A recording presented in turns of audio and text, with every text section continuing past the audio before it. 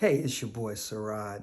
Listen, it's time to snap out of that funeral sad mood or mode that you've been in. This has been an eye-opening experience, and I had a crazy thought, and this is just for my brothers and sisters. Listen, the only good thing I think we can gather from this is we got some intel, we got some information from this past election that gave me hope because I thought it was impossible.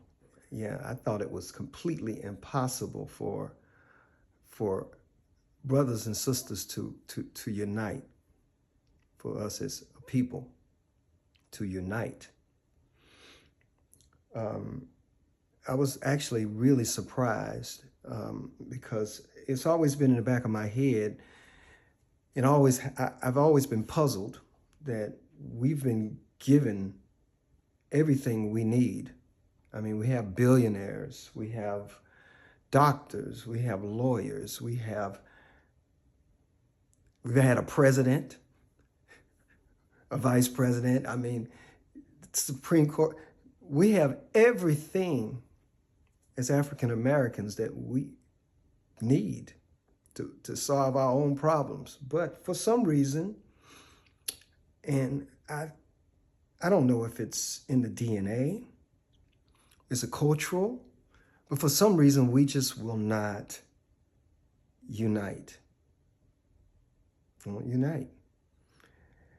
A good proof of this is in Africa. You know, I used to go to schools and I do a Black History program for the schools. And one of the questions I would ask the students is how many different languages they speak in Africa. And some will say 10, some say 50, some say 100. And I'll say it's more than 100. And then they say 200. I say it's more than 200. It's almost close to 2,000 different languages in Africa. 2,000 different languages in Africa. And that tells me that there's no unity, even in Africa. Here in America, is the church, the African American church, the Black church. There's a million of them. It just keeps splitting. And what I found, any countries or any continent where there's a whole lot of different languages, there is no unity, and there's usually poverty and strife associated with it. That goes for the continent of Africa. That goes also for India, where they have about 1,200 different languages.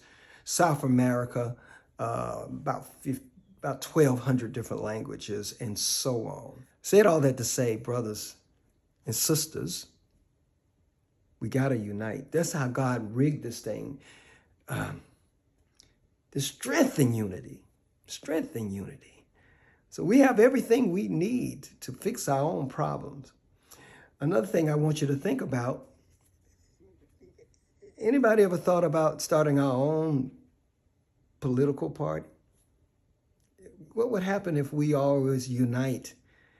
And not for any malicious reason, just to unite to protect ourselves, for our own interest, and not get our hopes up for a promise of another party. I mean, is it a wild thought?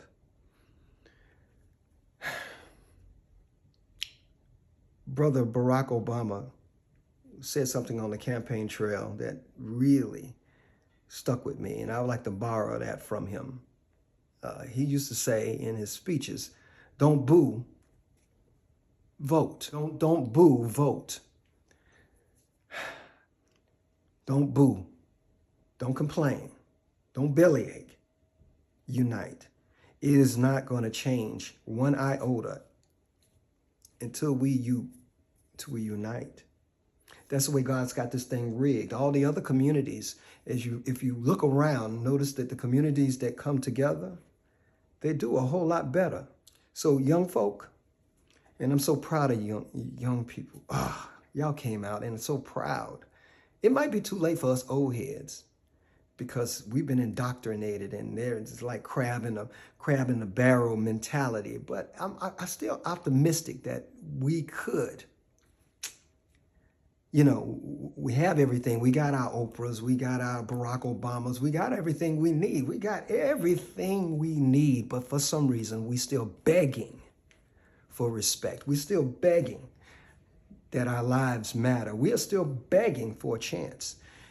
You could say vote, but we know the game is rigged. I don't want to say the game is rigged, but it's manipulated, because America is not a democracy, it is a republic. And a republic is basically means everything goes over the law. Everything goes by the law. Everything, president, Congress, everything is controlled by the law. But we all know laws could be manipulated, aggravated, renovated for your cause.